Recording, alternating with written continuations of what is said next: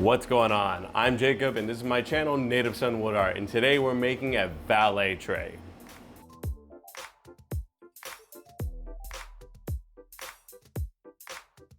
Now, like many of you, I have a girlfriend, and like many of you with significant others, sometimes she asks me to make things. And what she wanted me to make for her today is a valet tray. It's one of those tray like organizer things that you may not have known the name of, but you've seen all the time where people put like their keys or their phones or pens and other kind of random objects. So that's what I'm making for her today. She wants one that's kind of on a bigger size and like a normal size like catch-all. So this one's gonna be more of a dresser top valet tray. So that's what she wants, that's what she gets, and that's what I'm gonna start making. So let's get into it.